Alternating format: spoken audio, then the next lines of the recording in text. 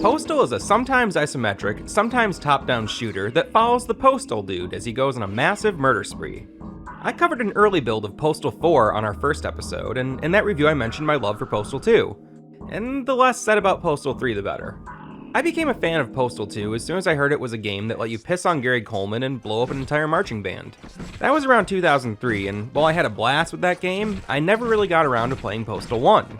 It was in the late 90s and early 2000s when we saw many games make the jump to 3D. If you were someone who was introduced to a series like Grand Theft Auto through the 3D titles, the older top-down ones might have looked inferior to you. I think that's what happened for me with the Postal series. However, I think the original Grand Theft Auto really holds up when compared to the later titles. So, now that I finally played through it all, how does Postal 1 stack up to the other games in the Postal series? Well, it's not that great. Each of the original 16 levels in Postal have you attempting to take out a certain number of hostiles in the area. Once you've reached your quota, you hit the F1 key to proceed to the next level. The game doesn't tell you this, I had to look it up in the manual after spending way too much time trying to find an exit in the first level.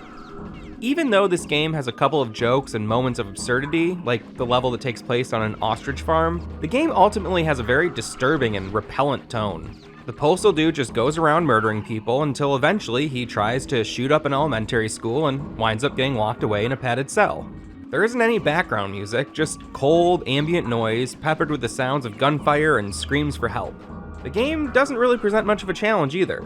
Avoiding enemy gunfire is fairly easy, ammo is abundant, and while you have a decent selection of weapons, there's often little incentive to use them all. I got through most of the game with just the default infinite ammo machine gun.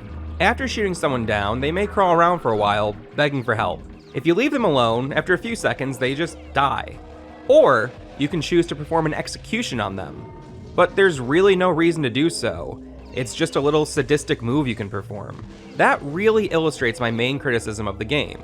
Postal feels like an unnecessarily cruel murder simulator that offers almost nothing in terms of plot or challenge to balance it out. It was obvious that 2015's Hatred was a tribute to Postal, but at least that game appeared to be in on the joke. Hatred is a brutal murder simulator, but it's impossible to take it seriously with cutscenes like this. How do I overload the reactors? What? No, never! It will cause a massive explosion! Are you insane? That's what I want, and you will tell me. Postal lacks any sort of nuance or narrative structure to offset all the mindless violence. Or at least it seems to. Each level opens up with one of these text screens, offering a sort of cryptic context for the area that you're about to enter. These are dark, edgy, gloomy, and usually make almost no sense. However, according to a series of diary entries printed in the manual, the Postal dude moved to a town called Paradise, only to find it filled with violent psychopaths. As time goes on, he realizes that everyone around him has become insane and violent, and he goes on a mission to escape Paradise and warn the world about whatever it is that's infecting the citizens of Paradise and turning them hostile.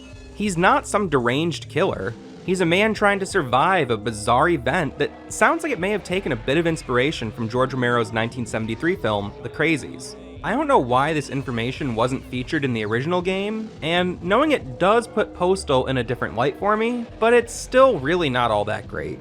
In 2016, Postal was remade as Postal Redux, a game that recently made its way onto the Nintendo Switch. Postal Redux incorporates those diary entries that were missing in the original game, and also takes out the elementary school level. Two things that do a lot to shift the overall tone of the game. I haven't spent as much time with Postal Redux, but I would say it's probably the way to go if you're curious about this game. Postal seems to take about 2 hours on average to complete, but I've seen it done in as little as 45 minutes, so it's really not a big commitment if you're looking to check it out. However, I would once again say that Postal 2 is the best place to start if you're looking to get into the Postal series.